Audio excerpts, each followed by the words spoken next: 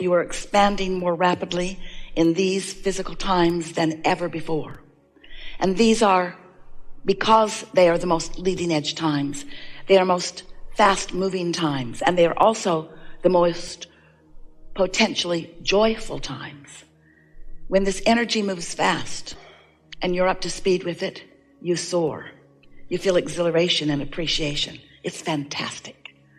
But in this fast moving energy, which is created by you, by your desire, by your request, if you're not up to speed with it, then it beats up on you pretty good.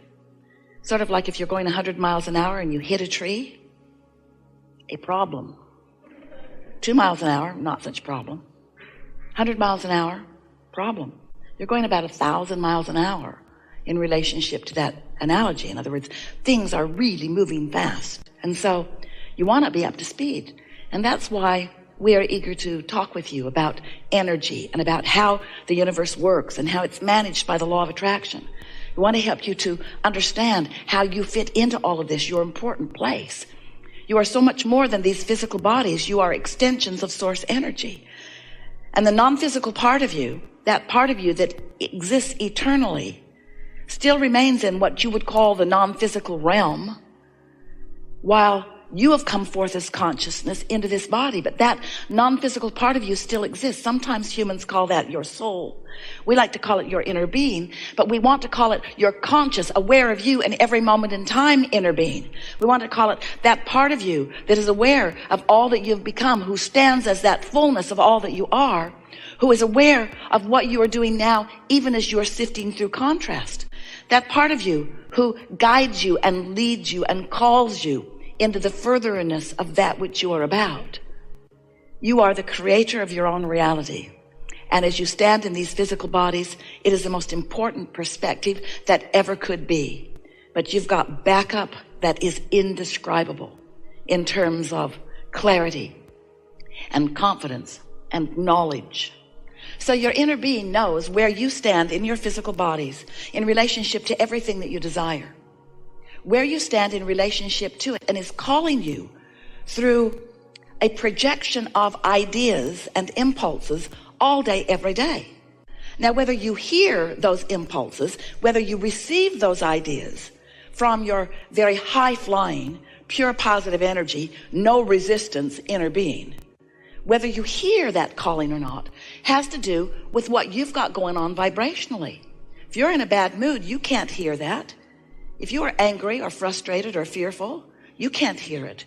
But if you're joyful, if you're happy, if you're playful, if you are in love, or if you are feeling appreciation, then you are in the vibrational vicinity of it, and then those impulses and those ideas just flow seamlessly to you. Thoughts turning to things, you see. And as you receive an idea and you say, oh, I know what I want, or, oh, I've got the best idea.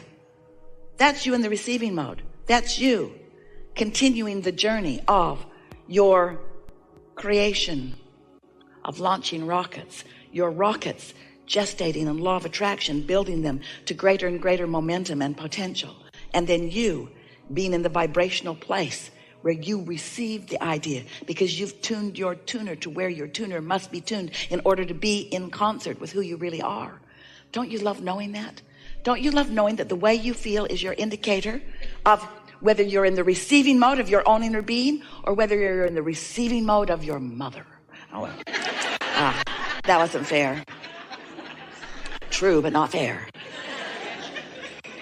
It's easy to be a reactor to what's going on around you.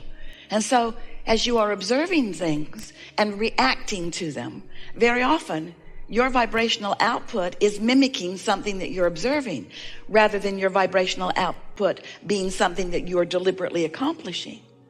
We know that when you look at good things, it's easy to soar, and that when you look at bad things, it's not easy to soar. It's easier to be in a receiving mode of unwanted. But you want to be less conditional all the time.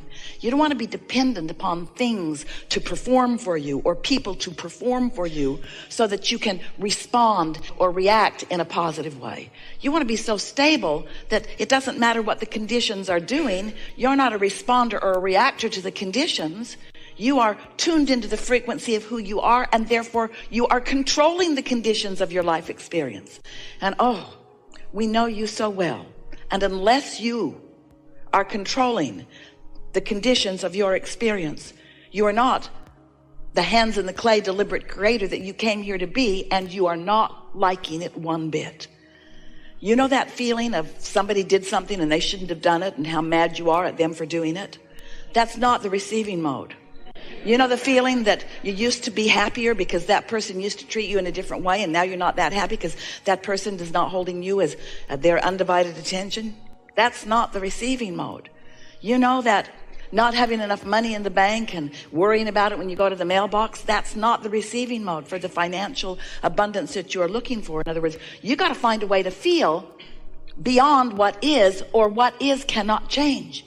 If you're just observing what is and having reactions to what is, then you're just creating more of the same. Different places, different faces, but the same thing over and over and over again. Know anybody like that? And so what we want you to know is how much you have changed.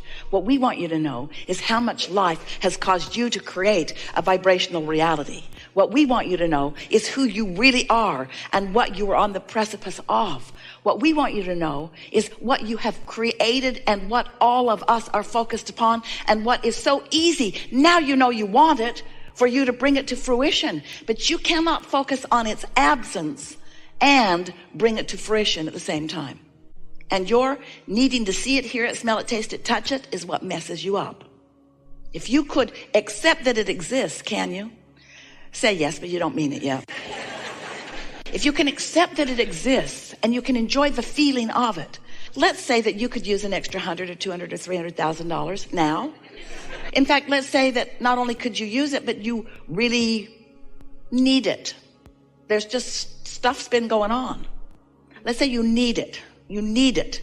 And because your life experience has caused you to ask and ask and ask, you have been putting so much abundance into your vortex. And because everything you ask for, ask as step one, is answered immediately, that's step two. Since this vibrational reply has happened and the abundance that you've been asking for is already all queued up for you, it won't take long for it to come into your experience. But your awareness that it isn't here yet will hold it off indefinitely. As long as you look and don't see it, as long as you're looking where it isn't, you're not going to offer a vibration that's going to let it in. So you're not going to be in the receiving mode. So you're not going to be in the right place at the right time. You're not going to connect with the path of least resistance that's going to give it to you. Path of least resistance. Your blessed inner being knows where you stand in relationship with everything you want and is calling you forward on your path of least resistance toward it. Your path of least resistance. Your path upon which you have thrown piles of resistance. Your path of least resistance. Your path upon which you have thrown all the piles of resistance. Only you have thrown stuff on your path of resistance. You are the resistance throwing pather. You've done it all. Every bit of resistance that exists in your experience, you put there, and that's all right. That's all right. That's what contrast does. In order to know what you do want, you got to know what you don't want. Knowing what you don't want is some resistance on your trail. But you can tune yourself to the knowing of what you do want with so much greater detail than you usually do, because we love you so much. You know what's coming next? You are observers of conditions and reactors to them. And so you offer most of your vibration in response to what you're seeing, instead of in response to what you put into your vortex. You got to tune to the vibrational version for it to turn to the things you want. But if you're tuned to the things that you don't want, the things that are in your vortex cannot turn to what you want as long as you're tuned to their absence. It's just physics, you see. You know that when you tune your tuner on your radio, you don't expect to hear something from a different broadcasting signal than the one you've tuned to. You might not think about it. You just push buttons. Esther does all day long. Buttons, pushes buttons, especially in the car. Don't like that song. Oh, that one's better. Ooh, ooh. She hears about 1/3 of every song. She listens to them as long as they're good, and then when love turns bad, she reaches for another song.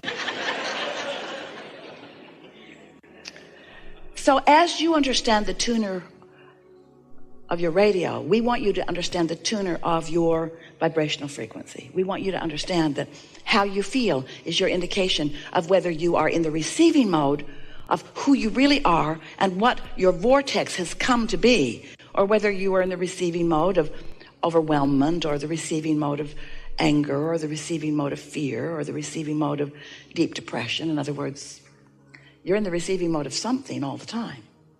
What is it? And you can tell by the way you feel. So your inner being knows what's in your vortex, knows what you're asking for, knows the path of least resistance for all of those thoughts to turn to things, and it's calling you. So when you get an idea and you feel that elation, it's a good idea. Don't talk yourself out of it, and don't beat it up by saying, oh yeah, that's a great idea that never comes about. That changes the frequency quickly, doesn't it? So that $100 or $200 or $300 or $400, $500,000 that you'd like to come immediately probably isn't going to come today.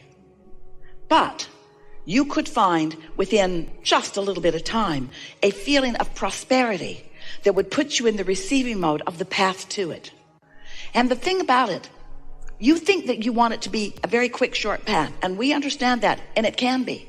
But we want you to know that whether it is a long, lingering, delicious path, or whether it is a very short, quick, delicious path, it is a path that is a sure thing. But your impatience on the path makes it longer. If you are impatient on your path and not enjoying the journey, then you got a frequency going on that isn't letting it become. Oh, it's becoming, you're just not tuned into it.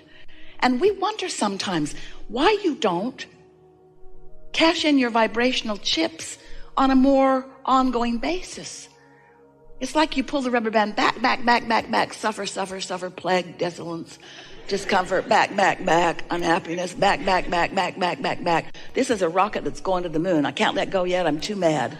Back. And then something distracts you and you forget how mad you are for a minute and you let go of, and off it goes. Ooh, I got the best idea. That will never ever work. It would if you would stop killing it at its birth. So, now you know everything we know.